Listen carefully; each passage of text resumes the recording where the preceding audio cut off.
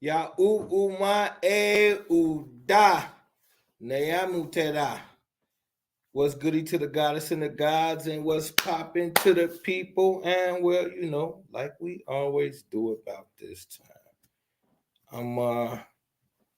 We getting it together. I'm a little animated, but we could probably fix that. But what's up, family? We got a good one. The queen was here and left. Peace to the queen whenever she decided to come back. But check it out though. This one is gonna work if we work it. I gotta figure out how to get my brother up here with me. Uh, uh, I sent him the link. Matter of fact, let me send this link to the other brother. Let me see. Do I gotta? God damn it! I'm gonna figure it out. I'm gonna send this other link out. But this is gonna be a dope discussion, y'all, because what we're gonna do is we're gonna get some other perspectives. I know y'all tired of my mouth. I know you ain't got to tell me we still friends. Y'all get tired of hearing me run my mouth all the time. So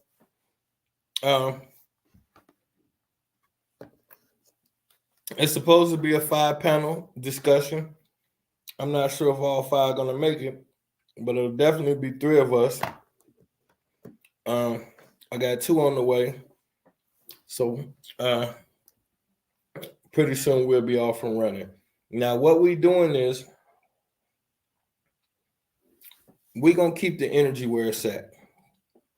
Like,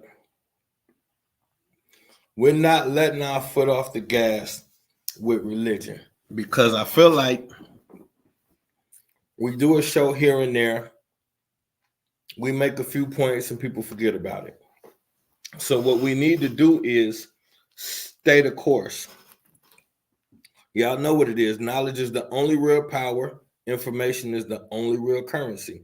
So we have to stay powered up and stay wealthy, information-wise, knowledge-wise. Now, we presented a lot of stuff with the resurrection debate. And I want to take those ideals and plus some others, and let's get it out there. Let's deal with it. Let's we got an Israelite brother. We got maybe a couple Christian brothers. And we're gonna really get into some real scholarship and see what's what. Hold on. Hello. What's going on, sis? Yeah. I sent you the link, God. Okay, I'm finna I have to find. I live down trying to find parking, bro. I'm walking to my building now. It's all good. So this shit crazy. We live right now. We live right now too. All right, my fault. My fault, bro. No, it's all good shit. We waiting on you. Soon as you come in, hit that link, and then you should be able to come right up here with me, and I'm gonna put us both on stage. And then the brother who I debated a couple weeks back, he's coming too, but he's a barber, so he just finishing up his last little haircut, and then he coming too. Okay, then. Okay, perfect. All right, bet. All right. Yeah. Now, what I had initially, I had 2 Christians, an Israelite brother, and then a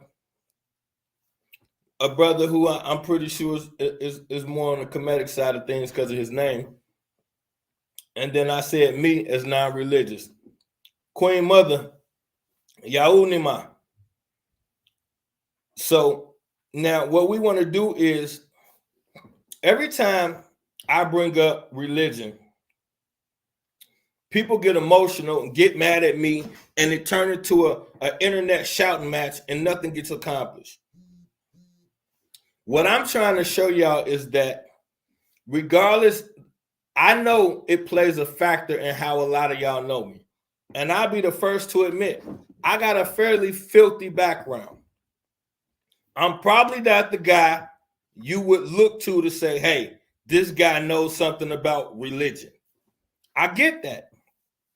But at some point, we got to let the information do its job. Pretend you don't know me and just deal with the information. Because there's a lot of things that we're not taking into consideration when we're assuming we understand religion. So, like, for instance, if you don't and I say this a lot, and I need us to understand this. If you don't understand what was going on in the world during that time period, then you cannot say, I know for a fact this is true. You just can't do that.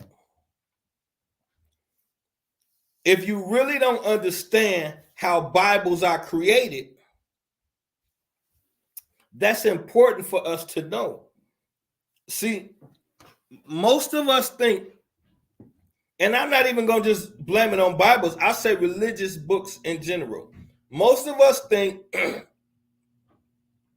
it's the Bible, it's the word of God, it came from God, his angels and his apostles and his disciples. The thing is, that's what the Bible says, but that's not what recorded history says. So now we have to get into what is historical. And I'm not talking about historical as in my version of things. I'm talking about things that we can find, we can understand, and we can prove. So now, a lot of things, like I get a simple example. When we look at the Bible in its entirety, Old Testament and New Testament, I don't think that most of us understand that it is fragments of fragments found at various times, at various places from various people, and then recorded years later. So my point is, like, let's just take perfect example. Let's take the story of Genesis.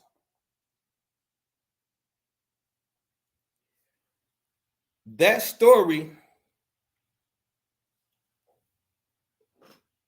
was not all written at one time.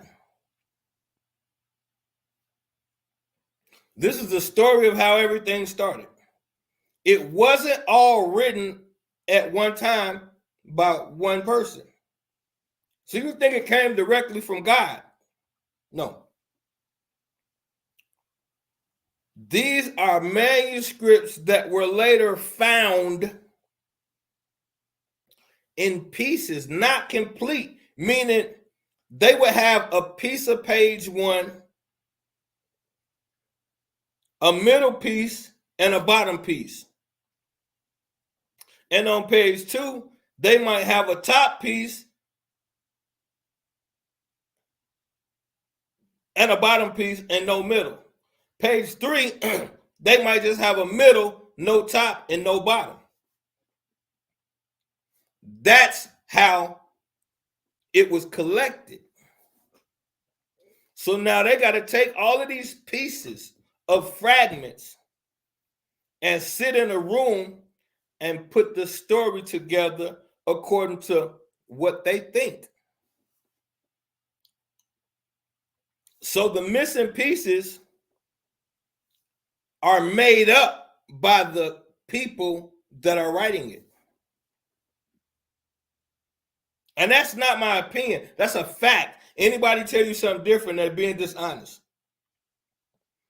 We have, and now listen, there's something else I got to mention.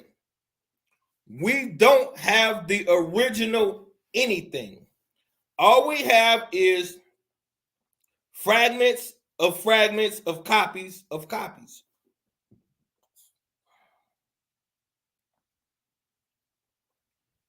So now, this is dangerous because you got to think about this. This is dangerous because now, once I tell you they got pieces that they put together, now the honest question we have to ask is, who put the pieces together? Now, once again, you are taught that this is God's book, but the people in charge of these fragments, we have to find out who these people are. Because the only people that can pay to put these fragments together and make it public are the people in power. we use a modern day thought process for an ancient situation. So we need to understand in the Bible days, most people, meaning 85% of the population, was poor. And 90%, and I'm being generous when I say 90% of the population couldn't read anywhere. That's the part we don't understand. So when you're thinking about all of this writing that's getting done and all of this interpreting that's getting done, it shrinks the population simply because most religions, and especially Christianity, started with poor people. Most poor people in ancient times couldn't read. So it shrinks the pool of people down on the possibilities of who could have written things. Now, you put in the fact that religion is in order for these documents to come out, whoever's in charge in that area has to approve it. So now we have to ask ourselves, why do the people in charge who are not of the same religion care what happens with this religion? So all I'm saying is, we must, in order for us to formulate intelligent opinions about these things, we have to know history. Believe what you want to believe, but learn planetary history. Learn what was going on during the time period that these things are happening. Because here's something we must understand. There's never been a time in recorded history where religions made it to the forefront of a society and it wasn't put there by the ruling elites of that time period. Oh, there go my youngin'. What's going on, young fam? So there's never been a time in recorded history where the religion was not put out to the forefront by the ruling elites, meaning every religion that was ever put out front, it was put out front by the power structure. These are things we must know, because then we have to ask ourselves, why are the same people, and it happens every time, the same people who oppress the religion turn around and champion the religion later on? But here's the catch. Here's the catch, because I need us to understand something. They don't champion the religion until after a defeat. So it's one thing if, check me out now, it's one thing if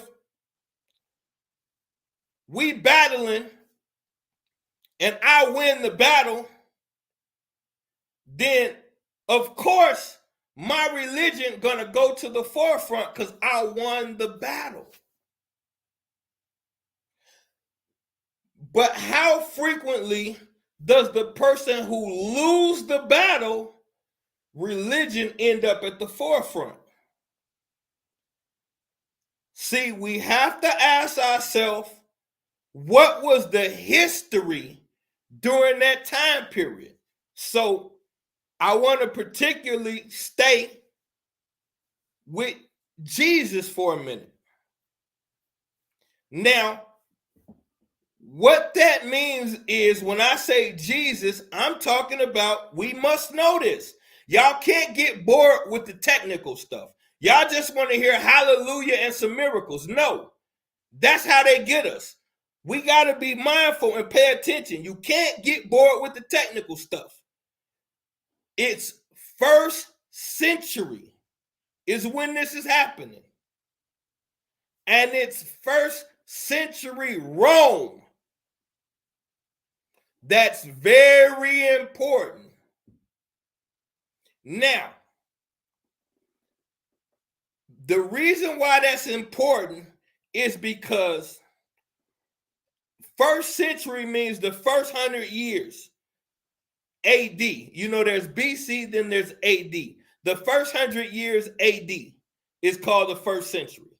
Now, during that first 100 years, they said that Jesus died in 33. So the Romans went on to rule for 600 more years. Now, if you ask my personal opinion, what was the accomplishment?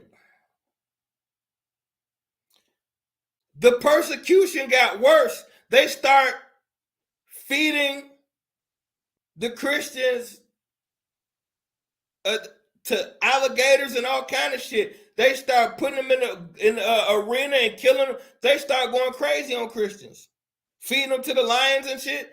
So then, if anything, once Christ came and left, Rome turned it up on them. But here's the thing though.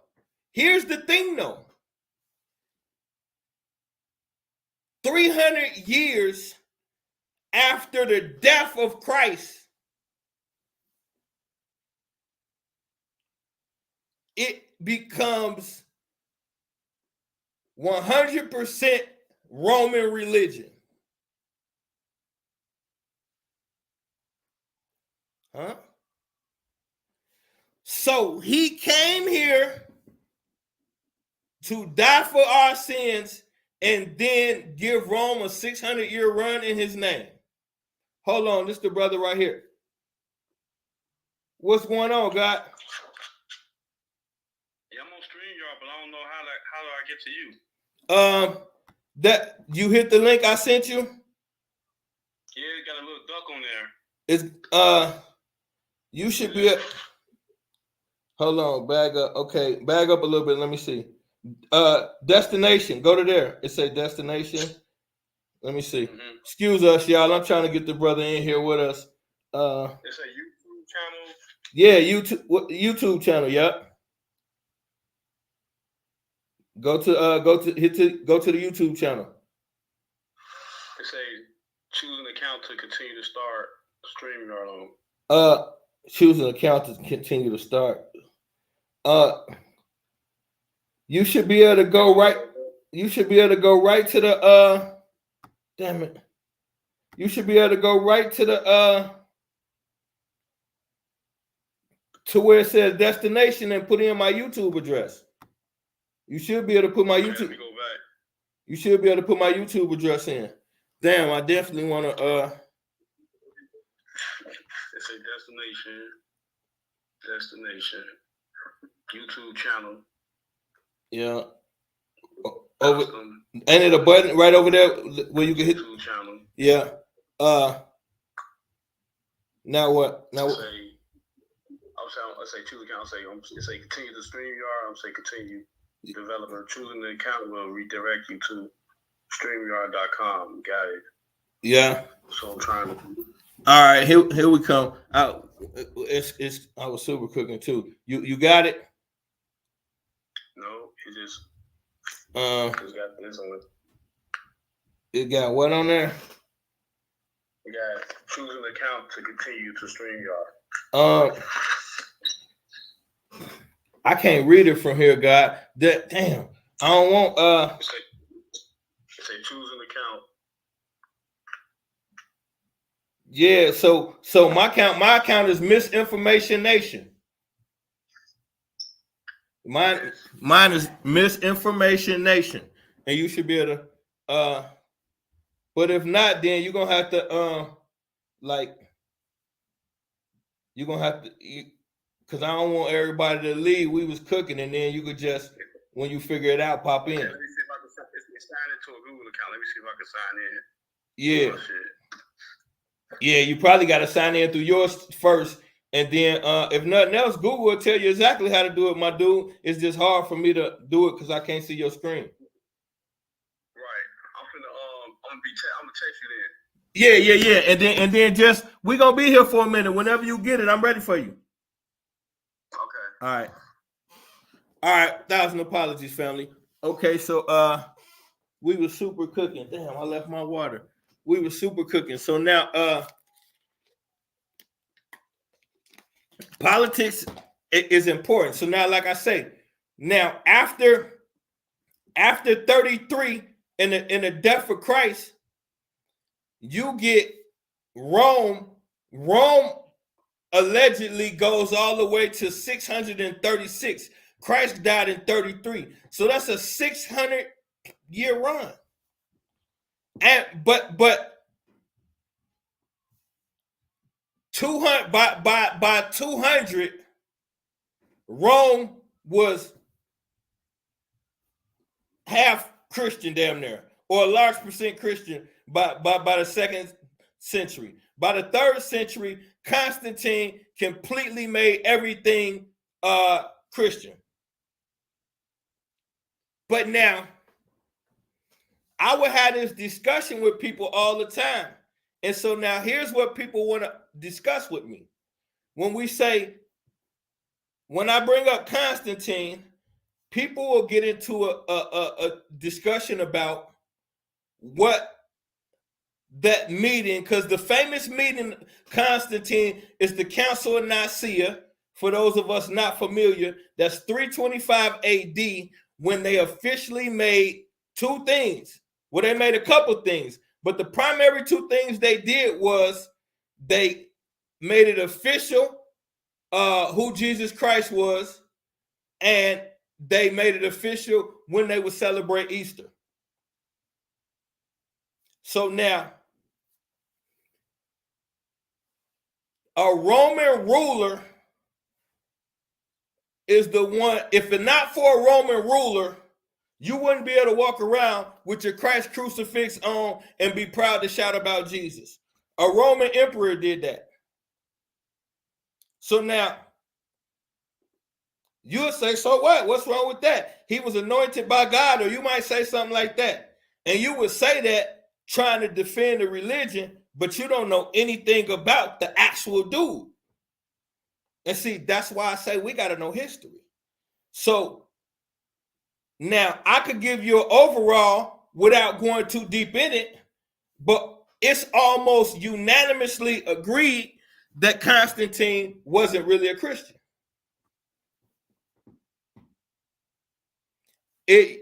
I would pay money if you could find a real legitimate scholar that would say Constantine, after he converted everything to Christianity, he was actually a Christian.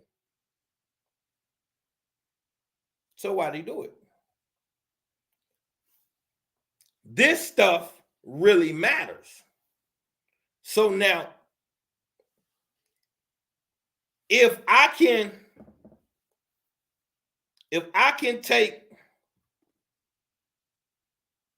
an ideology, and just by using that ideology, I make history and see, it's all about legacy to a ruler.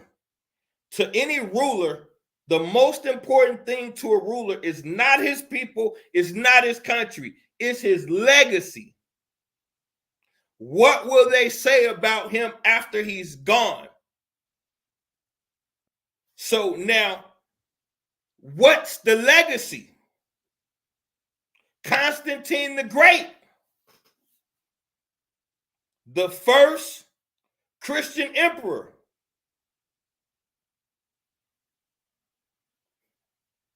But what kind of person was he? So now, I'll give you something real quick. You know how now when here in America, when some of our soldiers and stuff like that die, they make a monument of them holding their sword or something like that. Well, they made an arch for Constantine. And on it, they have that battle that made him famous. It was a battle that made him famous, and right before the battle, he converted to Christianity, allegedly. And so they depict that battle on the ark. It's not a Christian cross on that ark. It's not a representation of Jesus or anything Christian. But there are some other gods on there like Mithra and Jupiter. And you see Constantine and you see his soldiers. Now, the rumor was that he put Christian crosses on all of his shields right before the battle. But we don't got no evidence of that. Wasn't no cameras back then. That was just what he said. And I came to find out he didn't actually say that till like 3 years after the battle. So my point is, he did not. Constantine as Satan. Now that's a different Constantine. That's a different Constantine. This is yeah, that's a different Constantine. Appreciate it, Queen. So now this is Constantine, the Roman emperor. Now, in like I say, the most monumental, pivotal moment in Christianity is 325 AD, the Council of Nicaea. Now, this is a meeting that takes place where they make Jesus official. Now, what I mean by official is this. When y'all hear Christianity, y'all think that just means one group of people that believed in Christ. No. There was, I know that there was at least 10 or more, but I'm going to go with 5 that I can name.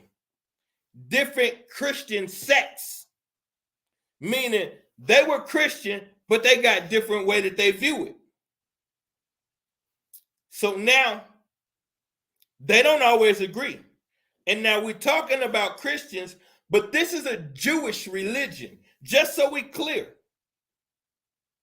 This religion comes from the Judean people, which in antiquity they call them the Israelites or the Hebrews.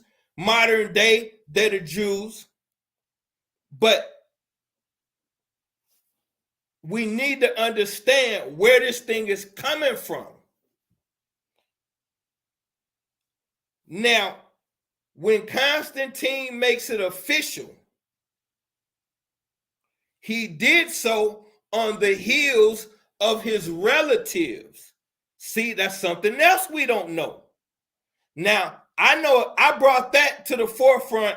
I splashed that on y'all in my debate. That's why y'all can't be missing the debates. But a lot of people don't know that Constantine was the cousin of one of the most popular dynasties in biblical history.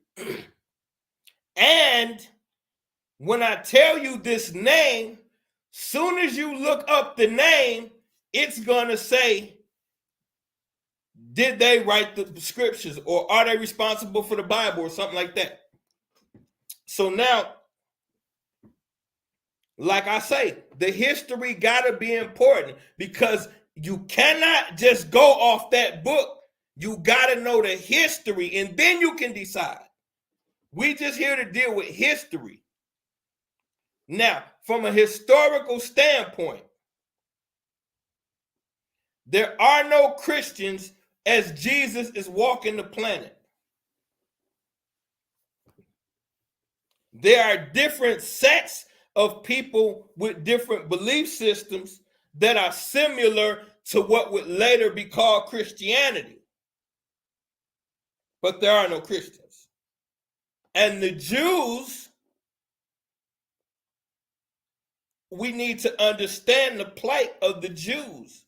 The Jews have been under slavery for over the last 1,000 years. At this point, at the point where you got Jesus, first century Rome, the Jews have been slaves 3 different times for the last 1,000 years already. And I won't even necessarily say always slaves, but they have been conquered and colonized.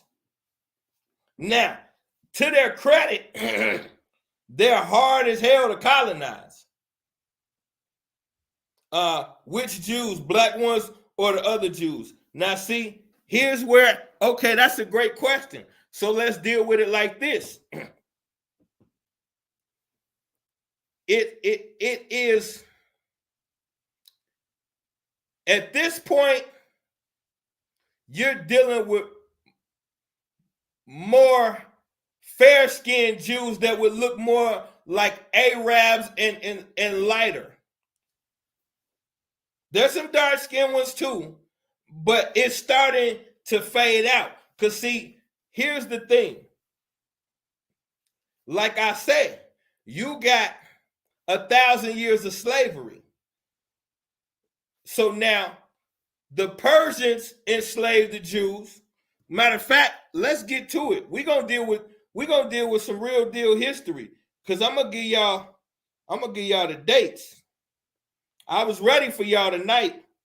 I'm gonna give y'all the dates to this thing. We're gonna get it right. I hate that the guy can't get in here, man.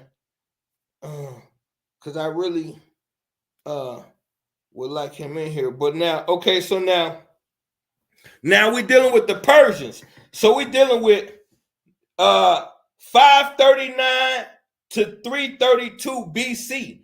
So that's 200 years. That's 200 years under a rulership of the Persians. But now, hold on for a second, Queen. We need to get out of something. I'm glad you said that. You ain't said nothing wrong, but this is an important moment. We need to get out of that skin color shit. Because we will get trapped every time. Because look what I'm finna tell you. The Persians look like me. So they was conquered for 200 years by people that look like me. So now the Persians had a lot of different gods and believed a lot of different things. And the Persians was into they was heavy into what is called sex magic. It was a lot of that in Persia. A lot of magic mixed with sexual spells, and they was into that heavy in the Persian. What we have to understand is occultism has been on this planet since the beginning. And the first thing that gets infiltrated is cults. Hold on for a second. I'm live, bro, and this is a deep one. You should come on, check me out, man. I'm on YouTube. I'm live. Come rock with me. Yep. So now you got 200 years with the Persians, and they into all kind of weirdo shit. So now, this is mixed and mingling with the Jews of that time frame. But now, they got a sordid history they damn self. Because you trace the origins all the way back to Samaria and Canaan. And both Samaria and Canaan had a lot of sacrifice and ritualistic shit going on. So the history of the Jews has always been assorted in ritual. Because every system they ever been under was heavily ritualistic. So now, back to the Persians. Now the Greeks come next. So now this is when you start to get the lighter Persians, because the Greeks are in control for 300 years, ruling over them for the next 300 years in something called Hellenism.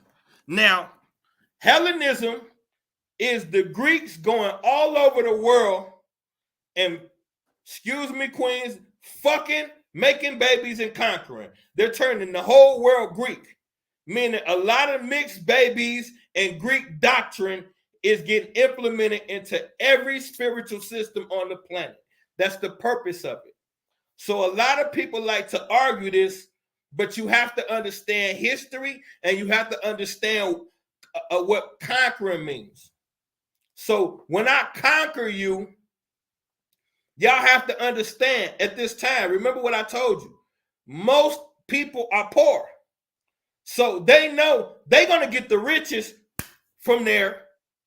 But also, if they stay, they dominate the people. Which means there's going to be lots of sex, wanted or unwanted. Sometimes it's wanted. Sometimes the old conqueror was so horrible, when the new people take over, you like, shit, I try this. You've been a slave your whole life, so somebody gonna rule you. Hopefully these people are better. That's kind of the mentality back then. Everybody was poor and illiterate. So now, for 300 years, the Greeks are conquering, making children, and spreading the religious thought all over the place. But see, we need to understand this to a point where a lot of us like to, when I say they got conquered and they picked up something from the other people, y'all look at it the wrong way. So let me explain this. Or maybe I'm explaining it the wrong way. I won't blame it on y'all. So let's do this. Okay. When part of being, let's look at America. America is the superpower. But let's not look at it from a military aspect. Let's look at it from people come here and they love American food. Pizza and hot dogs. Y'all might not know, but that's like customary to America. A lot of people come and one of the first things they want to try is American pizza and hot dogs, literally. And so now, what else? American music, American fashion, American customs and style. When y'all hear people trying to emulate you, you look at it negative, like, look, they want to be like us. Because you don't understand how culture works. Everybody universally always mimics the most dominant culture. And you always mimic the exotic cultures that you visit.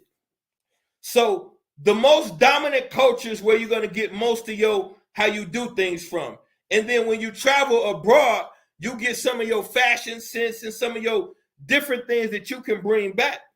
This is what's been going on for eons. So what's my point? My point is this. When Persia takes over, it is known that about the rituals and the sex magic, and it's romanticized that this is part of it. So once you conquer, obviously it's gonna, most people are slaves. So your lower slave class is gonna indulge in the new culture.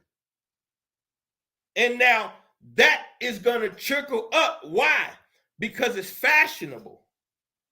So then the people in power are looking at what is trending in their environment. And they see that it's a new religious thought process in the environment.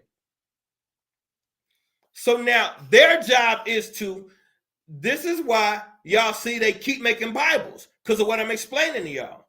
Their job is to keep up religiously with the era. So doctrine has to continually be revised, and new canon and new this, new that. It's not no ancient shit they're finding. I told y'all they ain't found nothing. Whatever they ain't found, they ain't gonna find it. If they do find it, it's put there to be found. What is really going on is, if you, here we go, yeah. Hello? This is what I'm on, girl. It say enable live in. It say what? Enable live streaming on YouTube, and it say open YouTube live dashboard. It's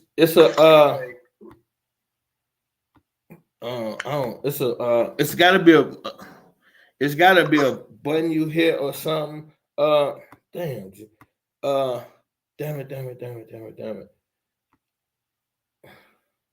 Fuck. I can't really see it from here, man. It's kind of, I can't really see it. It said enable live streaming. That's all something you got to do on your end. You got to go into your settings or go into, it's something you got to do on your end. I can't do it on my end because the only thing I could do is let me see. Let me see something. If it say once live streaming is enabled, return to StreamYard and connect again. It often takes 24 to 48 hours. Oh yeah. That's on your end. You don't got you must don't got a YouTube account, so you can't damn. Yeah, that's on your end. The only thing we could do is yeah, that it ain't really nothing I could do on my end with that, guy. That's on your end. You gotta hit the enabler, and then like I said, it's gonna take like 24 hours for it to come in. The only thing we could do is, right after this, we're going to Clubhouse. I'm done in 30 minutes. So you can come in the comment section with me and rock, and then we'll go to whatchamacallit right after this. All right, so go into the yeah, come. Just come in here like you watching it, hop in the comment section, and then we going to Clubhouse as soon as I'm done, and then we can finish it. All right, bet. My fault, God damn. Oh no, I don't want to. Okay. I don't want to. Next time, G, you gonna have to do this shit for me.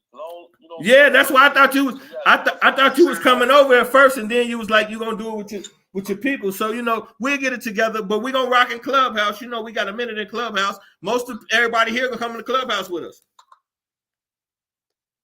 All right, bet. I'm finna go to your YouTube channel. All right, bet. All right, family. 1,000 apologies. So, please hit the like. Please hit the share. Yeah,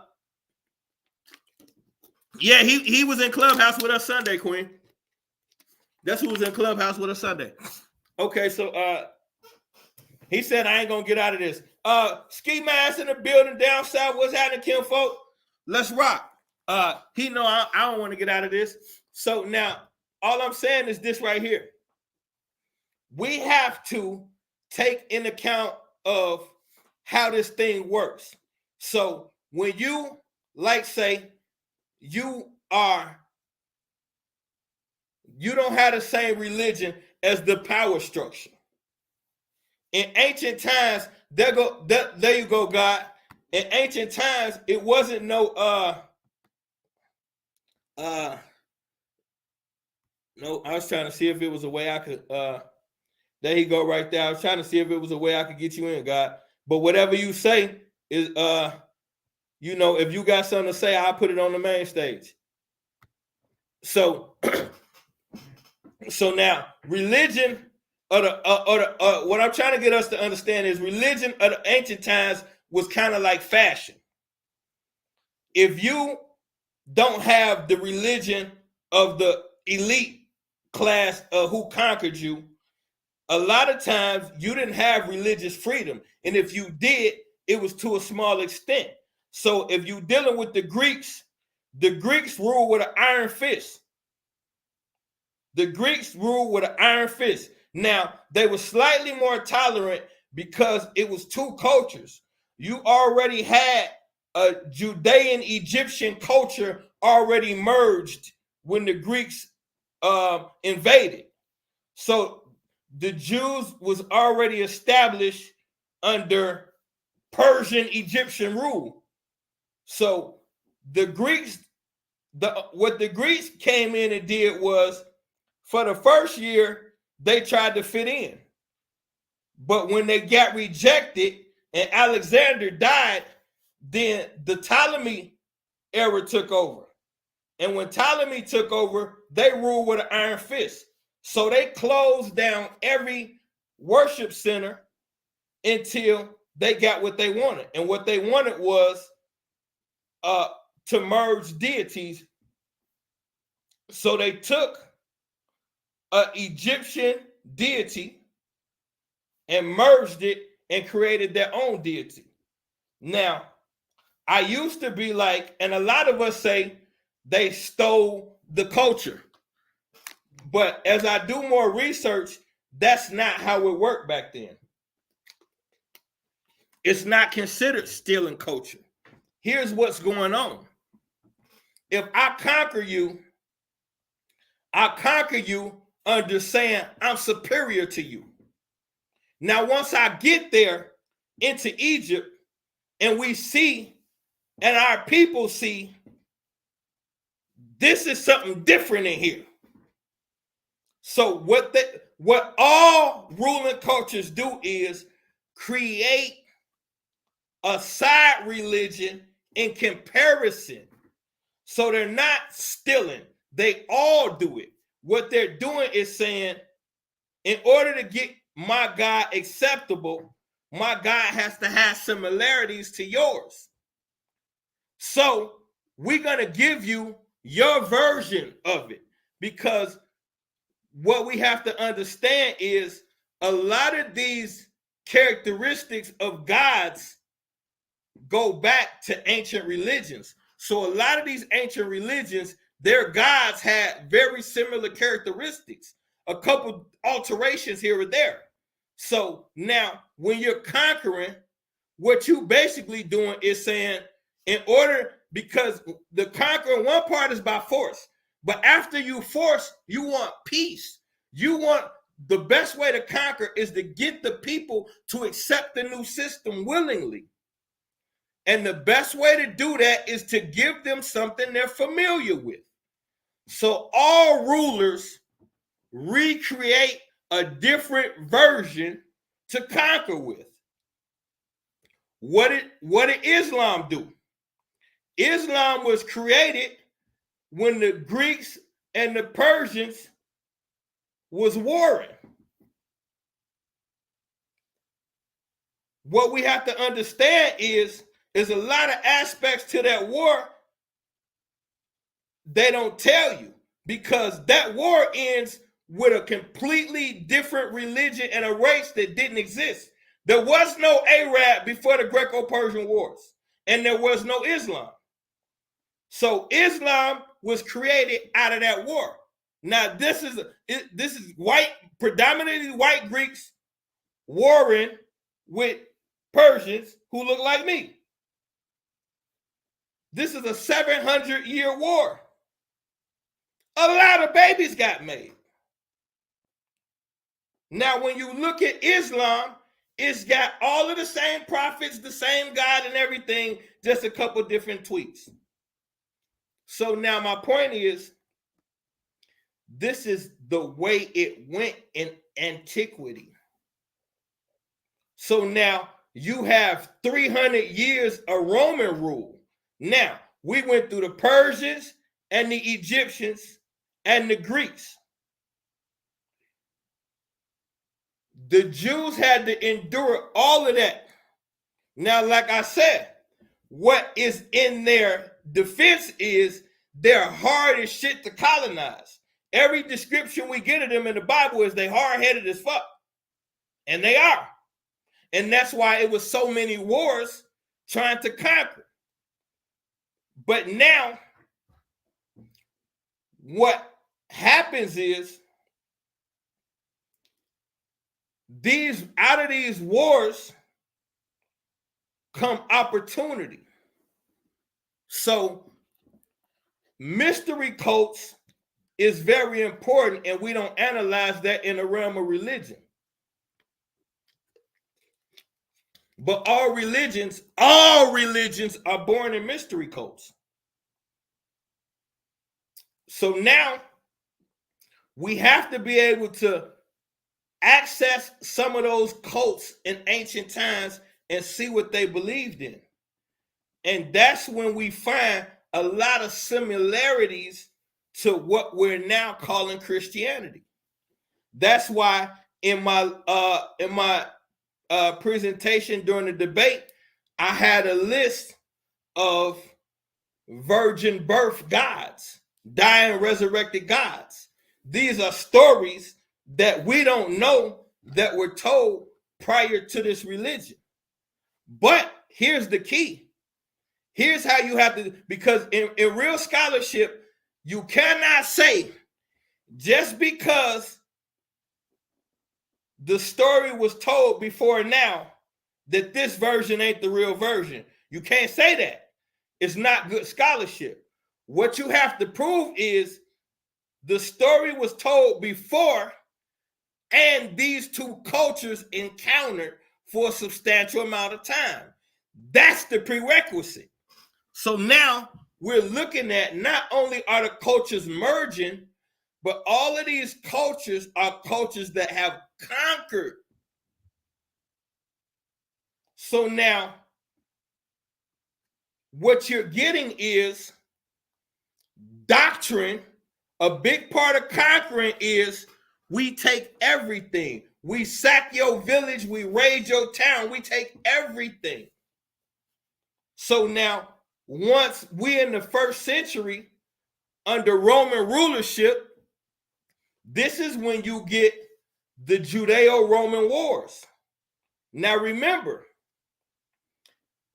this is after 300 years under Greek Hellenization. Not all white Greeks, but predominantly white Greeks. So, this 300 years later, these are not the same Jews that were in Egypt. And they don't look the same. Some do, but a lot don't. And as usual, the ones in power don't look like us. Now, these wars are important because, like I say, when you get conquered, they take everything. So now, after the death of Jesus Christ,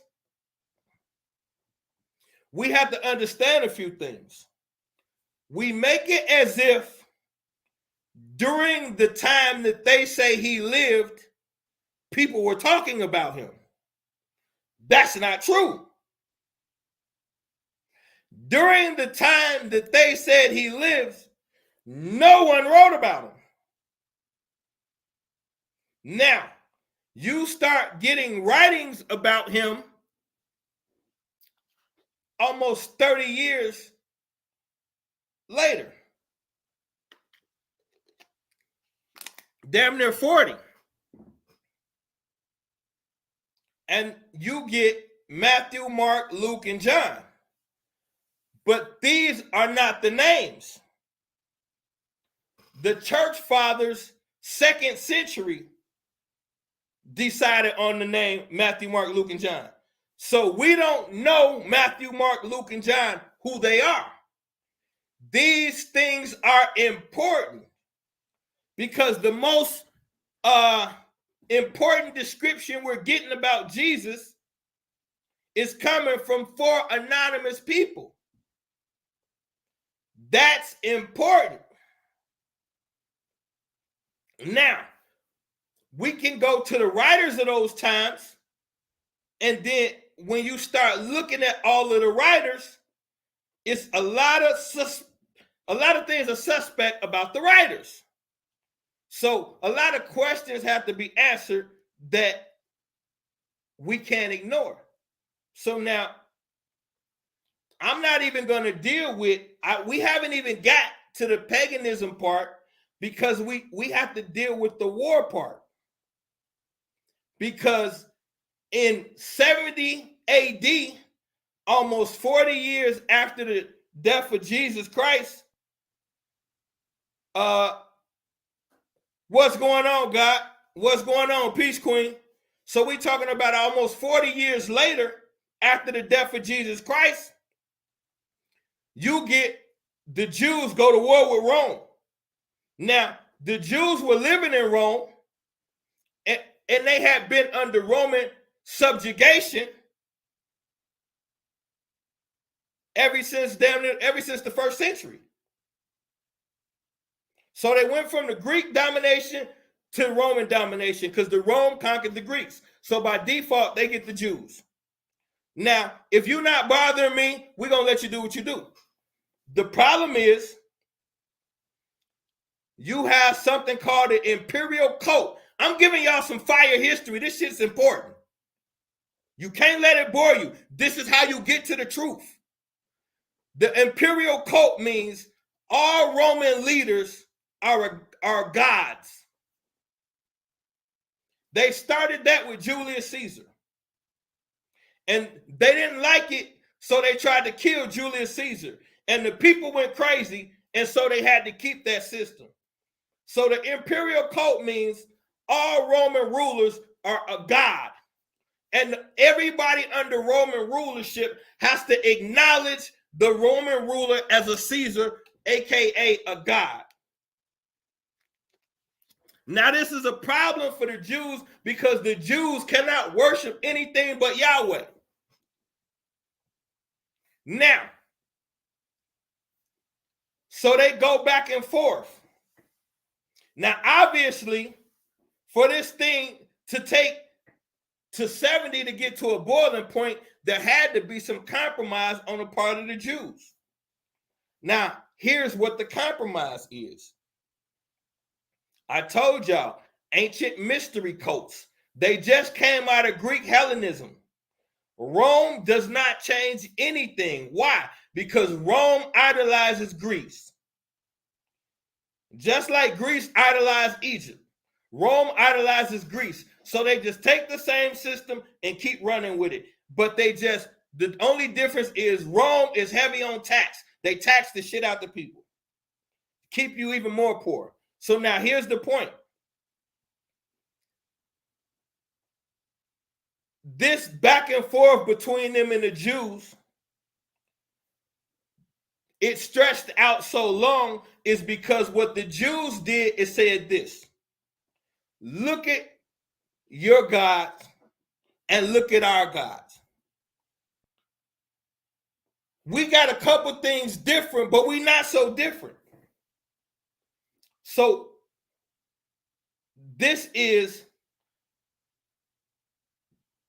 acknowledging something that goes against, because there's only one true God. So when you say, don't judge us because of our gods ain't that different from yours, you're compromising on an integrity side. But that's fine. They still refuse to worship. So they finally get tired of Rome and kick their ass and build their own city in Rome. And then Rome get pissed and send their top 2 generals and tell them, slaughter them, crush crush them totally. So they go there and do exactly what they was ordered to do, crush them totally. And they sacked the temple. Now, this is the sacred place of worship. This is extremely sacred. Now, it's two things about sacking this temple. One thing is, what's up, Unc? I told you I got you, Unc. Now, the one thing about sacking this temple is when they sack the temple, they take everything, including Jewish literature. And it is very well documented by first century scholars that when they sacked the temple, they took the Jewish doctrine. Now, they took Roman stuff and gave it out to the public to disgrace them. The famous candle that they had, they took that out and they purposely gave their stuff away. But it's documented by Celsus, Josephus, and a couple more scholars that what they came out of the Jewish temple with is a bullhead deity, a gold bullhead attached to a body, and they took it from a shrine. Now, what does that mean? It verifies what I'm telling y'all. Even though they're not willing to bend to Roman rulership, when they were under Greek rule, the primary deity, one of the primary deities in Egypt, one of their main gods was the apex bull. And so when the Greeks took over, they combined the chief god, which was Osiris, with the apex bull. And their ruler named himself Serapis. That's Osiris and Serapis combined. So the worship of the bull was Egyptian, and then it became Greek. So now, after being under Egyptian rule, then Greek rule, and then they come into Roman rule, and when you sack the temple, what do you find? A bullhead deity. So this only proves my point is cultures merge to survive. What was the name of that deity with the bull head and the human body? Now, they it goes against their common law. So they're not going to tell you what the name of it is, but I'm telling you the name of it derived from Egypt. So what you get, Jones, what's good, King? What's up? So now what you getting is their own variation. It was a bull in Egypt, and then with Greece, it became a god combined with a bull. So now they've been watching this all of this time. So now this has merged into these cultures. Now, this is the reason why. The same way people sell out for money here and they start out good people, that's the same formula. So if you, let's say you're a Jew in any of those ancient cultures, now we know the Jews are merchants. They sell things. But if you're not willing to acknowledge the local gods, you can't set up shop nowhere. Just like here, if you want to, if people having like a fair or something like that, and you want to get your stuff in there, you got to sign some paper and pay the toll, and you got to be American citizen and all that. Same thing. If you're not a part of the current system and you're not following it, you ain't selling shit. So in order for them to have to continue to be merchants, just common sense wise, they had to compromise some things. Now, what they want you to do is they don't tell you just sell out. They say, in order to be esteemed in this society, you join the such and such society. So now all you need is the top leader to join a society. Now that leader is going to still lead the people under his law and rule, but you're going to have to start merging with the society. You see this everywhere on the planet. So now this is the way it's gone. So now once the Jews are conquered, in 70 by the Romans, now this is where it gets crazy, because the general of the Jews' name was Josephus. He was the philosopher and he was the Roman general. When the leader got to him, he told the leader, you know the Jewish prophecy about the Savior? They got it wrong. It's you. So the ruler, y'all can look all of this up. Vespasian, Flavius, Vespasian. We talking about the Flavian dynasty. Vespasian Flavius is who you talking about. He is the one who is the lead general, and dude tell him, you're going to become the emperor of Rome, and you're the one who our prophecy was about. So he keep dude and turn dude into his number one advisor and like his scribe. Now Josephus becomes the number one writer of the time.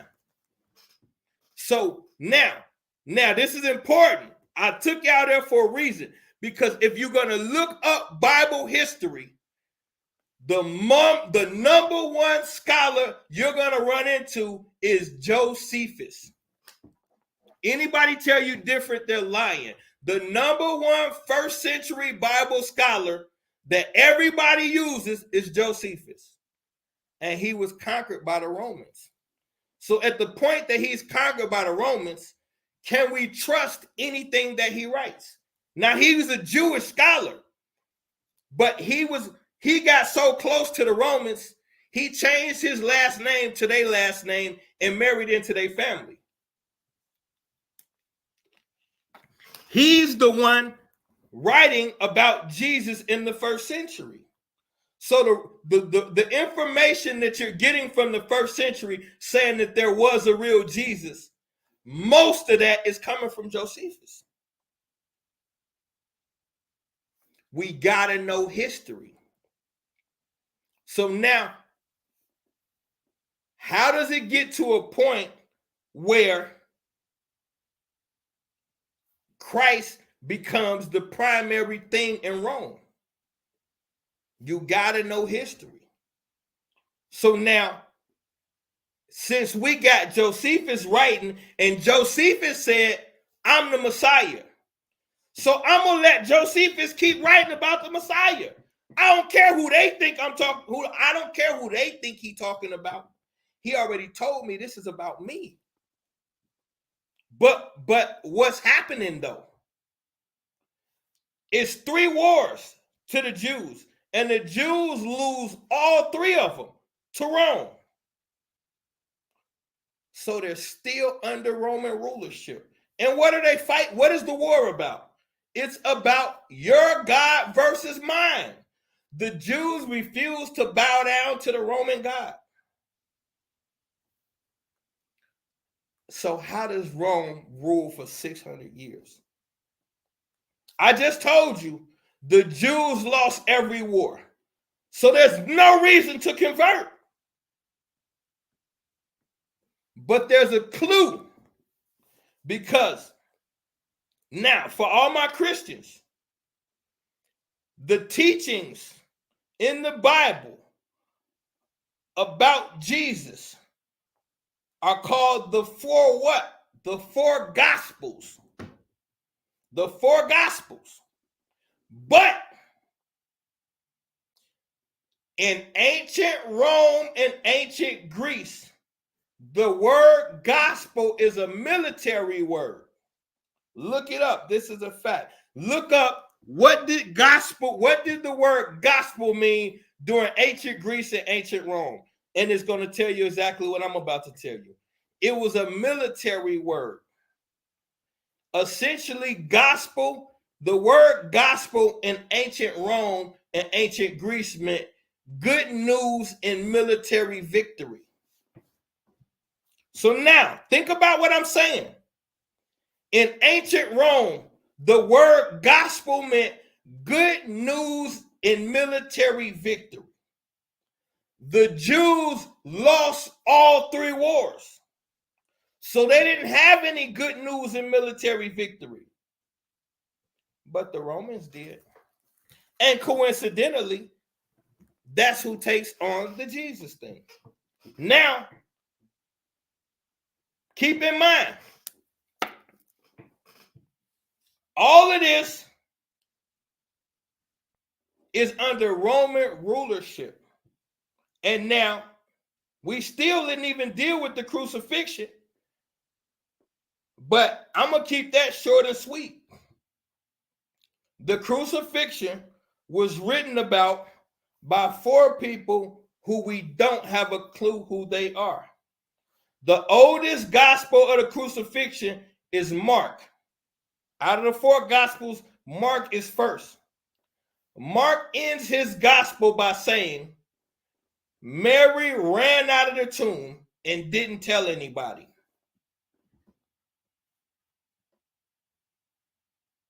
That's how Mark ends it. Almost 20 years later, Matthew comes along and he's got a different story. And another thing about Mark never mentions Joseph, not one time. How you don't mention the daddy? Paul doesn't mention Joseph. See, it's okay to love whatever you love and have faith in whatever you have faith in. But you must study and understand your world you live in and then base your judgment off of that, because I'm showing y'all tonight something is afoot and it's politics. And that's what we don't know, politics, so we just go with faith. No, you have to know what they did to us. People have been conquered, and religions come out of conquest every time. Every single time a religion comes out of conquest. They brought you the King James Bible off of slavery. They financed those books with slaves. How'd they pay for the first printing press? How'd they pay for all the voyages? How'd they pay for all the Bibles to get put up? They paid with slave labor. You bought the boats and the books and the land. You bought all of it in shackles. The purpose of slavery is free labor. You can build a nation for free. So now, let's get back to the dance. So what I'm saying is,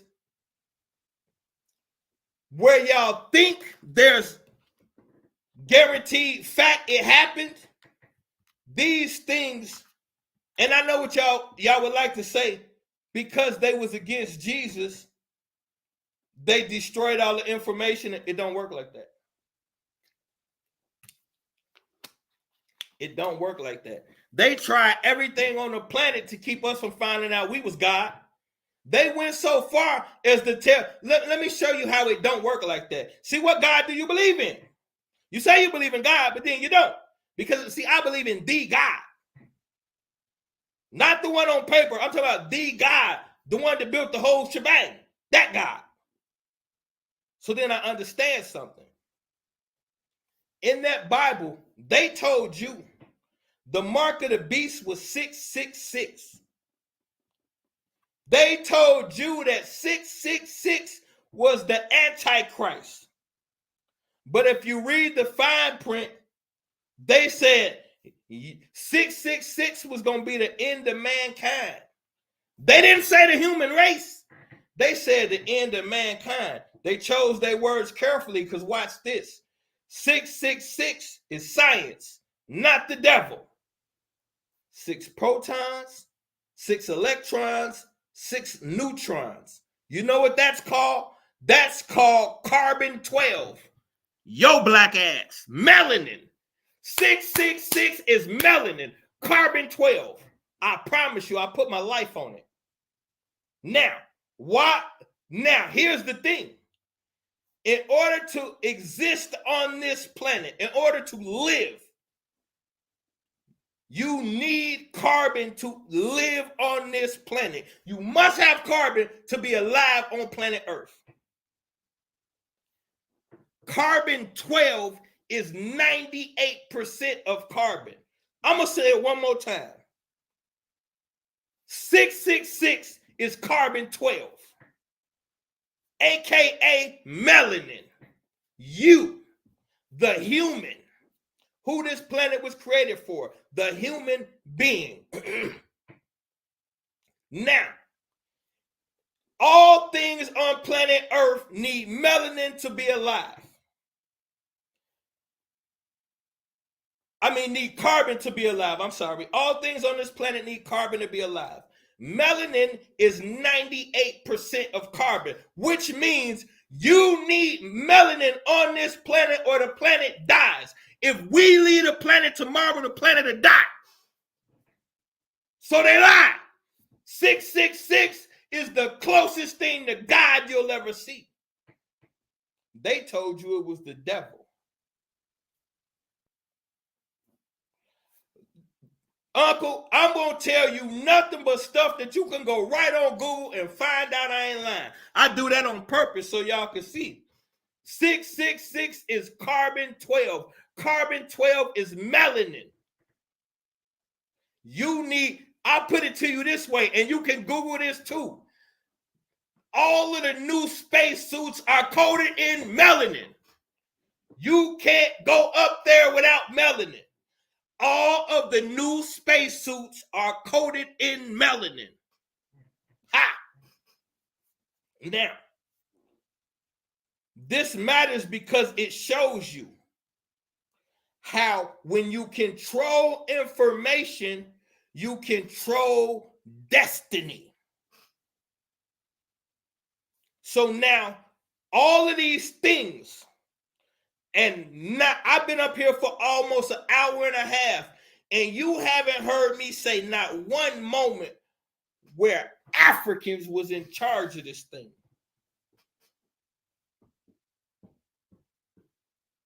Because Africans don't do books.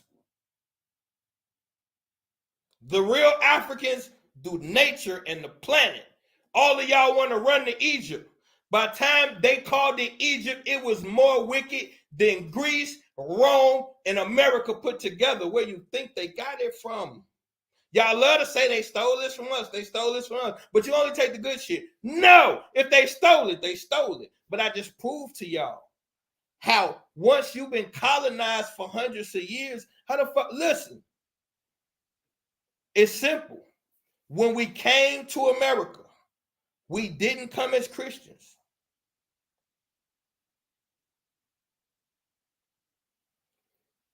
Most of us Christians now.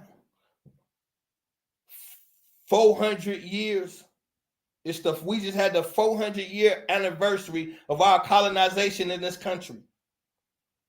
And now we're Christians. We weren't when we got here.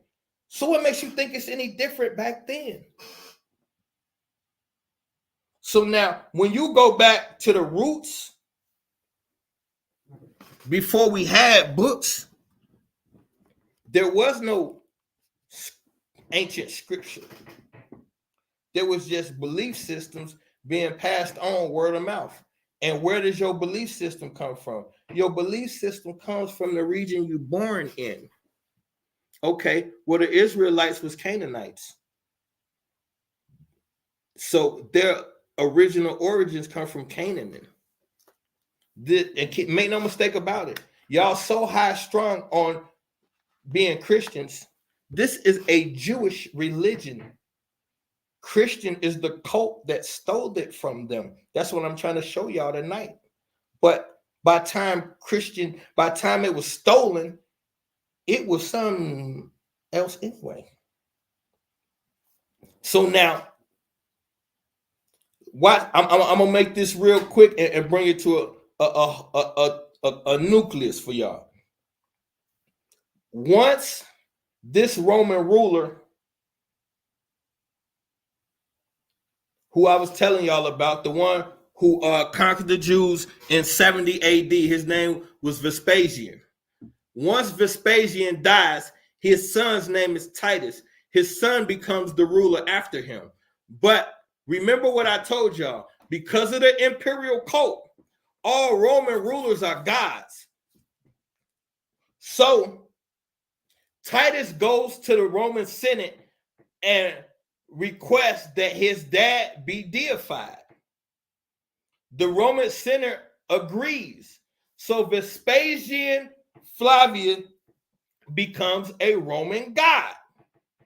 Now, that would make Titus the son of God, now wouldn't it?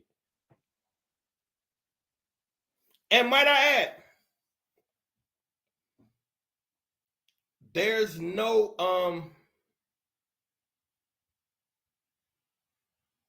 these beliefs that y'all think were going around in 33 AD. Nobody was walking around calling themselves the son of God in 33 AD. It's historically nowhere. Now, I got another lecture I'm going to do called The Egyptian. There's a guy they talk about called the Egyptian, but he's not till 50 AD. There's a lot of similarities to that guy y'all thinking.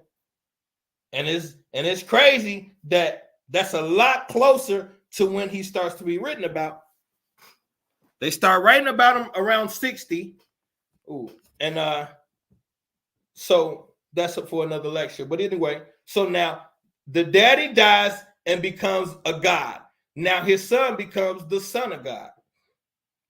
Now, when he dies, the third brother do the same thing. He go and get his brother. He go to the Senate. They make his brother a god. So now those two Roman rulers are gods. And now the next rulership that takes over will go back to Constantine. The 666 is 666. Look up carbon 12. Carbon 12. I'm gonna put it in here. Look up carbon 12. 666 is carbon 12. And in my college course, just so y'all know, for the university will be starting back up in August. And my first course is science. It's a 30-minute science course called Understanding Melon. And I break down this whole thing in 30 minutes, real deep. But 666 carbon 12. All right, so now we talked about Constantine. Now, Rome is becoming more and more Christian. But you got the top 3 scholars of that time. You got Justin Martyr, Tacitus, and Josephus. Them the top 3 scholars for the 1st and 2nd century. Anybody tell you different, they lying. It's you can look it up. Josephus number 1, number 2 would be Tacitus, and Christians really like Justin Martyr because they don't understand what he's saying. Justin Martyr got something called the Apologist, where he basically admits that the Christian God is similar to other gods, so why y'all hating on us? He think he doing a service, but he really doing more damage. But either way it go. Now, so my point is, if Rome is controlling all the top writers of that time, then you can easily see how Rome is becoming more and more Christianized. Why? Because for once it's popular. Now, The other thing we have to say is, what are the Jews doing to survive? Because this entire time, the Jews are still merchants in Rome. After they get subject, they never really go into slavery. They're under colonization. There's some slaves, but Rome has slaves from all over the place. So it ain't just all Jews. And some Jews are citizens. Rome didn't do it like we just targeting this group of people. Rome made slaves out of they conquer you, certain amount of y'all go to slaves, certain amount of y'all go to work. Now, what the Jews picked up in doing while they was in Greece, while they was being conquered by Egypt and Greece, they became good with numbers and well read. So they're more useful as merchants and tax dues. But another thing we have to understand about tax dues, being a tax dude in antiquity ain't like now you a computer geek. Back then it mean you just knock people out, collect money, and you know how to count. So either way it go, all of this time for the next 300 years, Rome is becoming more and more Christian. It depends on the ruler. Some rulers are brutal on the Christians, some aren't. So what Constantine sees is opportunity. So he uses his ancestral name, the Flavian, and he reignites that. And he becomes Constantius Flavius. So that automatically connects him to a divine royalty. And he's a distant cousin. So he uses that to his advantage. Now, Rome is divided into 4 different parts. By converting to Christianity, he now ruled all 4 parts. We Christian now. We don't got no reason to fight no more. This was brilliant. But you can find out when they say the devil is in the detail. All we got to do is look at the Christian ceremonies and look at the Roman ceremonies. You have Easter for Jesus Christ, but before there was a Christ, you had Esther, which goes back hundreds of years before Christ. So Rome was celebrating the Easter festival way before Christianity. All ancient cultures celebrated Easter because it's a spring rebirth festival. It's not the resurrection of Christ. It's the spring equinox. So what they've been celebrating on Easter is the spring equinox. The reason why they say it's the resurrected Christ is because the sun dies during the winter years. Winter becomes, the nights are longer, the days are shorter. So the darkness overpowers the light during the winter. And then the winter solstice is when that begins to change. That's why all ancient cultures had a primary deity that was born on December 25th. Zoroastrian, December 25th. Horus, December 25th. Mithra, December 25th. Esther, December 25th. All of these predate Christianity, and they all primary deity was born on December 25th, and all died. Everybody I just named had a virgin birth, a death, and a resurrection. And this is a fact. And they all predate Christianity. And the reason why is because it's symbolic. I told y'all, cultures didn't steal, they merged to make their culture relevant. If you're Greece, you're the biggest culture on the planet. Everything you do is relevant. So if you're the Jews trying to spread your religion, nobody cares. Not only that, you say the wrong thing, you could piss these Jews, these Greeks off. So what you had to do was present a non-threatening version of your religion that people could say, oh, that ain't so bad. So that's what you're dealing with. So now, this is how it goes. Now, on December 25th, here's where your resurrection story comes from. On December 22nd, the sun, now you have to remember, this all started from ancient times before people were writing. The only way you could describe the world was through stories that you told to your culture and to your children at night.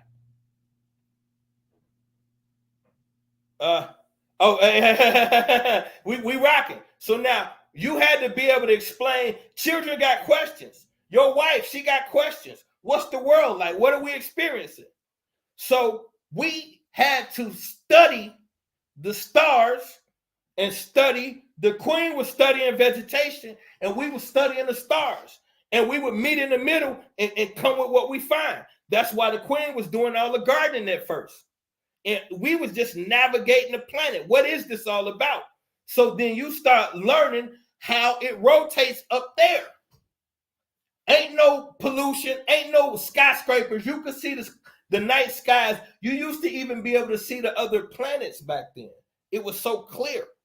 So now what you see is every year around a certain time, we don't know no dates back then. We just know at a certain time, when it's cold, the sun disappears for 3 days. Now we have to understand. Every time you look at a picture of Jesus, you see a big yellow ring around the back of his head. They tell you that's a halo. Well, if you ever seen a halo, if you ever seen an angel movie, a halo is a white ring around the top of their head. So why they tell you Jesus' halo is yellow? Because it's when you go to all this is ancient religions. Go to other ancient religions. All of their ancient deities got that yellow ring around the head. That's synonymous with the sun. Now watch this. The sun is the primary life force on the planet because it's where we get intelligence, nutrition, and vegetation. The rain, the atmosphere, oxygen, all of that is because of the sun. Your hair follicles, the reason why the African hair is so, what they call nappy, is coarse, because your hair follicles is antenna that absorbs the sun. You get your intelligence from the sun. So now, to the African, the sun was the primary source of life. So we made that God. We don't have no understanding of what God is. So the sun became God. So now, when it disappeared for 3 days, then we said the sun's evil brother was sunset. So we called it Set. When the sun set and it was dark outside, that means Set won and triumphed darkness over the light. And then every day, that's why they was calling Jesus the son of the morning, but really it was Lucifer, because the sun creates intelligence and Lucifer was synonymous with intellect. So the sun rises, the morning sun, and defeats the darkness. This is what the ancients told their children, and this is what they believed. So now imagine when the sun disappeared for 3 days for the first time. They didn't know what that was. So to them, Set had finally triumphed and defeated the dark. But on the third day, the Son of God rose and was alive again. That's where this comes from. That's why all ancient deities have a death for 3 days and a rebirth. And they all do it when? Around the springtime. This is extremely important because they're all telling the same story. If I want to, let's take it out of the issue of slavery. We two big nations, and everything on the planet is religious. Y'all don't understand. Everything at this time is religious. So now, if we want to do business with you, we can't do business because of your God. It's too different. Okay, well, what if I told you, you know, all of the things you said about your God, the dead for 3 days? Coincidentally, our God dies for 3 days and rise too. So they start finding similarities in these oral literatures. Oral tradition predates writing, what people said. So all of this starts off what people said. So we have to take in consideration why they said it. We can't just go off what they said. We need to know why they said it. That's why you're not going to see a picture of Jesus without the yellow ring around his head. Now, we're talking Jesus comes to full blown during when? During the Roman Empire. Now, I just told you, this is about the sun. So what were the Romans celebrating before the Jesus thing? The Romans had two things. They had a god called Mithra. Alexander the Great is who conquered Egypt. Alexander the Great was into Mithraism. And Saturn. That's important. Alexander the Great was into Mithraism and Saturn. The Romans was into Mithraism and Jupiter. When Constantine died, he had a picture of Jupiter on his ark, not Jesus. He had that made while he was still alive. They did it 3 years after he won the battle. He was still alive. So he had a say in what got put on that ark. And it wasn't Jesus or anything Christian. He had three or four different Roman gods on there. But my point is, they were into Mithra, and they had an annual celebration called Sol Invictus. And they had a temple of Sol. This is the sun god temple. Now, if you think I'm joking, all you got to do is think about what the Roman hat looks like. The Roman hat, it's a half circle. It's the same circle that's behind Jesus' head. It's the rising sun. They're Roman. And they're Luciferian. That's why it's the rising sun, the son of the morning sun. It converts from Satanism to Luciferianism. Same tree, different branch. And now, let's deal with your Satan. This is important. I brought up the Greek thing for a reason. Because the Greeks are into Mithraism. And Mithra's birthday is December 25th. So, this worshiping of the sun, the Greeks are still in this from Egypt. When they really take it up a notch, everybody's taking cultures and merging them to make it acceptable. They could not conquer Egypt with the God that they had. So they made an acceptable God to Egypt. Now, that God they made was Serapis. The biggest cult in ancient Egypt during that time period becomes the cult of Serapis. Romans are still worshiping Serapis. During the Jesus days, Serapis is still a primary deity. See, we got to know this stuff. We got to know this stuff. So they were already celebrating these things. So now, the Christians don't have to make much of an adjustment. If I say we're all Christian now, Constantine never went to church, never did anything Christian, and this is a fact. He just converted the empire Christian. Now you could stop all of these different Christian sects. You could stop all of the inner turmoil. And your biggest adversaries, the Jews, will calm the fuck down for once. And now Jews get, why did the Jews calm down? Because over the last 200 years, their religion has gotten watered down by Jewish writers under Roman rule and by Roman writers. So they make the Jews look like pagan is the worst thing you could be called back then. So they make the Jews look like some type of weird ass witchery, secret, like what I'm trying to say, like a devil cult, like an evil cult. And so the Jews have to change their image in order to survive. Remember, what the Jews do best is they're merchants. They cannot make no money if they don't find a way to get along with Rome. They obviously can't whoop them because they lost all the 3 major wars and they're still under Roman rule. So then, this is when the Romans start to realize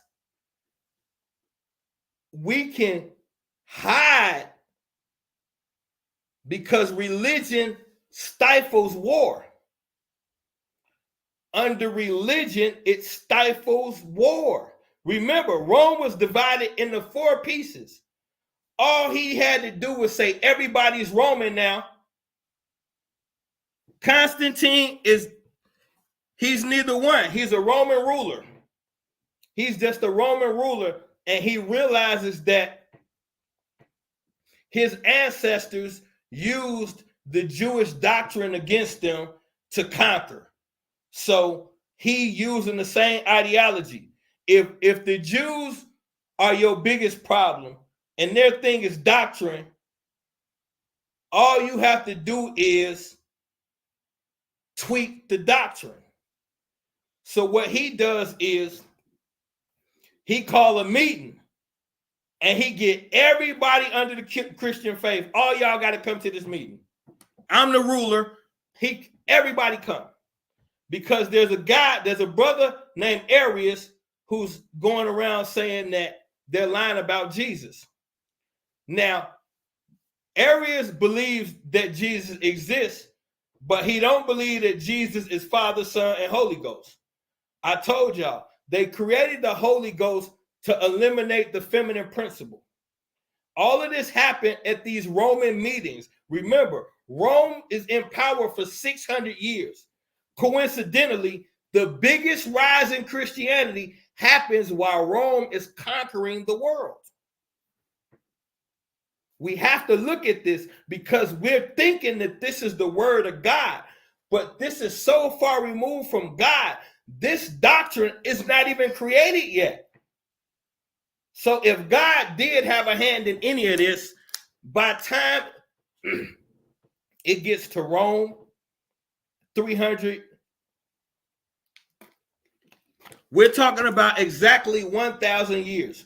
Alexander the Great took over in 332 BC is when Alexander conquered Egypt and took over. 332 BC. Constantine calls the Council of Nicaea in 325 AD. So we're talking about minus 10 years. This is 1,000 years. 1,000 years that this doctrine has been under 4 different rulers with 4 different belief systems, but all got the core same beliefs. And you find those core beliefs in Christianity.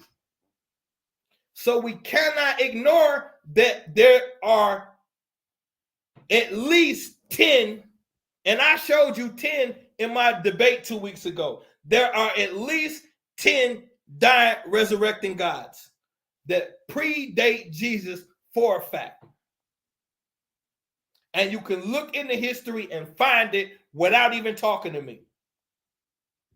So we can't ignore that. So now we have to look at what is Constantine up to. They're trying to continue to take the Jewish doctrine and create a Roman doctrine. Rome doesn't have a doctrine. Remember, they watch Egypt and Rome conquer the world with doctrine. Rome don't have one. They created Serapis in Greece. Rome don't have that. Rome just got rule with an iron thumb, and we're the gods. The Roman ruler was the god. They didn't have a history with a god. They didn't have a literature that they could conquer with. What made the Jews so strong and hard to defeat? A literature. So once they sacked the Jewish temple, now Jewish literature is under Roman rule. That's the part we must understand. Now Rome has complete all of the Jewish literature. The only thing the Jews was managed to hide was the Dead Sea Scrolls.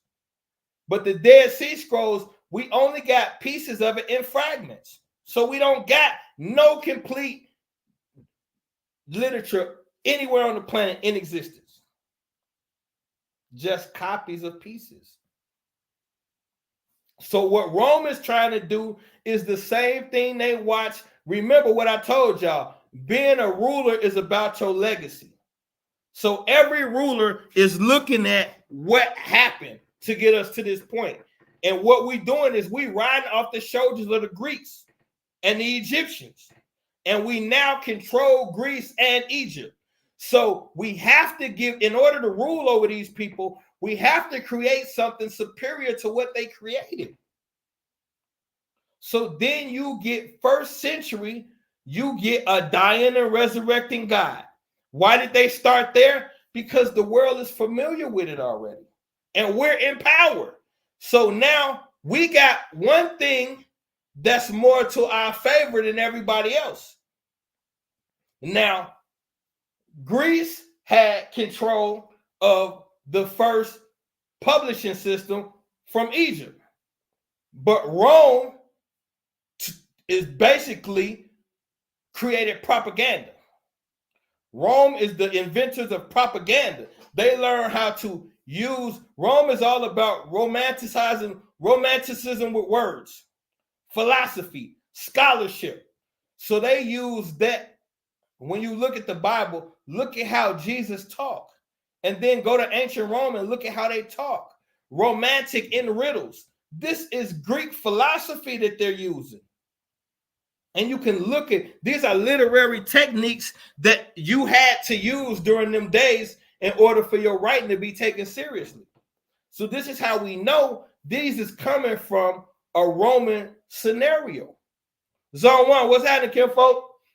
So all of these things matter. So now by the time you get to Constantine, he sees the formula. Religion is the key, but it's so scattered.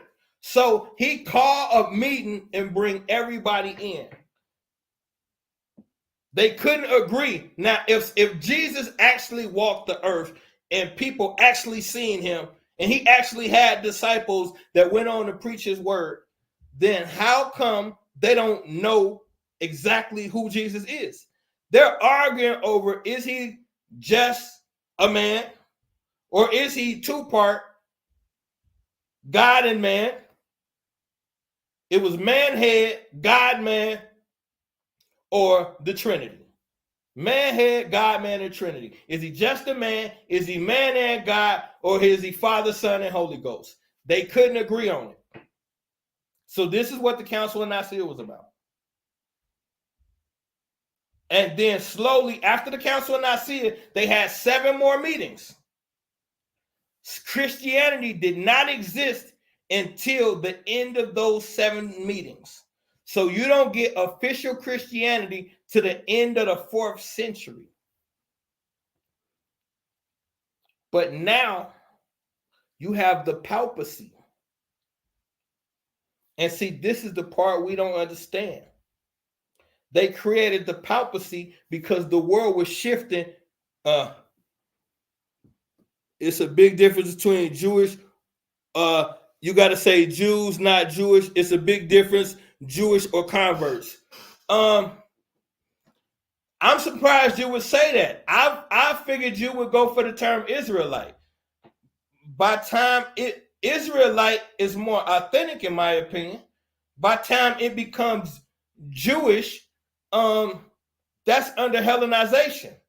So I personally think that's a dangerous space right there. Because when you're going to you can go to the writers pre-Hellenization. We go to Herodotus. They call Herodotus the father of history. Now that's only because he was the first one to be able to document it, but he went all over the planet and didn't write about Jewish people. Now he wrote about cultures of people in that area that describe y'all, but nobody during that time period in antiquity was calling y'all Jews. So I figured you would prefer Israelite, and to me, the Jew and Jewish is under Hellenization. That's why they put the ish on the end. Ish, the prefix ish, the suffix ish means alike. If it's ish, that means like something. So that means like a Jew. I didn't think you would. That's more of a derogatory term that was used by non-Jews, to be honest with you. But you could give me your take on that, guy, but that's just what I figured you would have resonated towards. Because none of this is to be disrespectful. I'm just kicking a history lesson. But now, so let's bring this thing to a bubble. When you get Constantine and the Council of Nicaea in 325 AD, it starts the conversion. So now, what they put, we must understand, this is to get Serapis put in there. They changed his name to Jesus, but this is the Serapis figure, is what they're initially putting in. Because remember, the Greeks don't have anything. They're Serapis worshipers. Serapis is their version of Jesus. So they put Serapis into the Trinity at first. So first the Trinity was Horus, Isis, Osiris, Isis, Horus, the mother, father, son. So they're trying to hijack the Trinity. So the first thing they do is they replace Horus with Serapis. They call it the Christ, but the picture is Serapis. Then the next thing they do is you get God, the depiction that y'all get of God, that's Zeus. The guy, the old white guy with the big beard, that's Zeus. And then it was Isis. They changed Isis to Mary. And so now, but then, because of, remember I told y'all, cults, all religions spring out of cults. So these cults are almost always male homosexual cults, 99% of the time. So since the cults are behind the scenes really calling the shots, then the cults is who created this Holy Ghost concept, because the Holy Ghost gets rid of the divine feminine. So now, who's been running the show for the last 1,000 years? Greece and Rome. Both cultures are into pedophilia and homosexuality.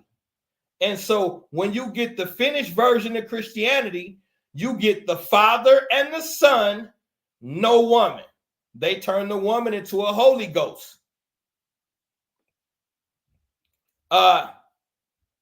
So yeah, yeah, but that's a discussion, God, because you have to go, when you go with Judah, that's later when it comes to the tribe aspect, and then we really have to break down the tribes. But what I'm saying is, it's not that the people didn't exist. They didn't call themselves that back then. I can go to first century. Let's do this. I could go to first century and I could tell you this is some of the things that first century Jews was into. Like at one point hold on for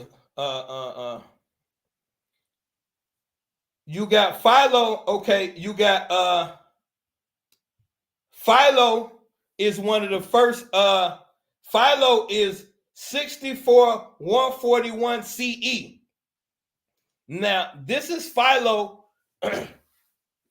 This is Philo reporting on the Jewish culture. Now Philo says, and he doesn't call them Jews. He said the people in that area.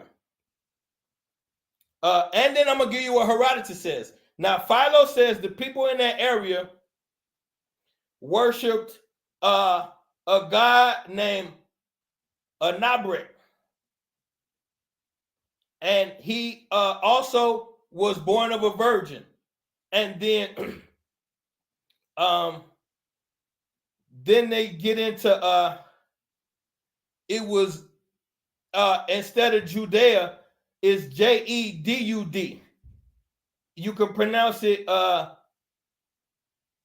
Iedud because it wasn't no J. So there is no Judea in antiquity. There's no J past 500 years ago. So it would have been Aida and Aidud. These are the people in that area with the practices that are being described. And now Herodotus is way later. Herodotus is like 4th, 5th century BC. They agree in this with practices called Orphic and Bacchic, but in fact Egyptian and Pythagorean, for it is impious for one partaking of these rites to be buried in wooden wrapping. There is a sacred legend about this. And then Tacitus says that they was into Sabazios.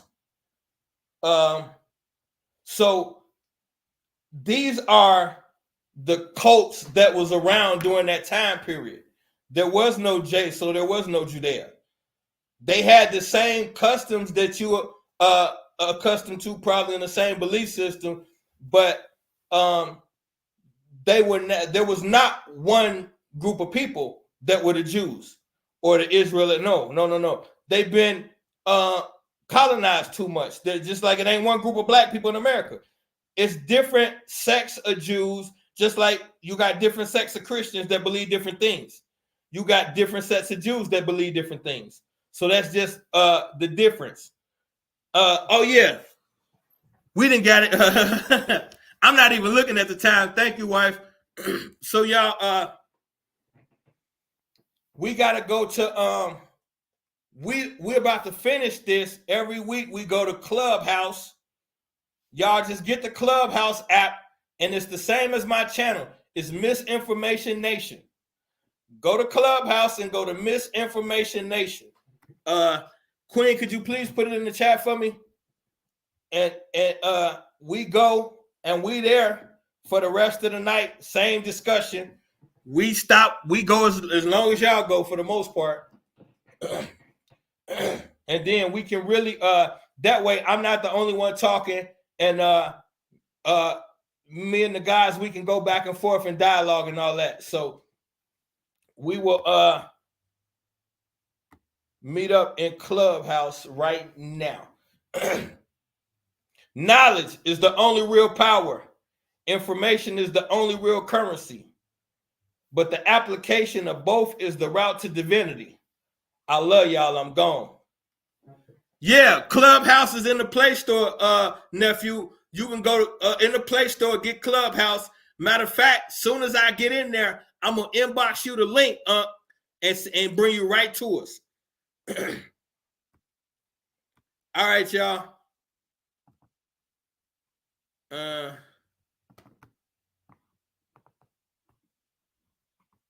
Hold on, let me get my life in order. And we out of here.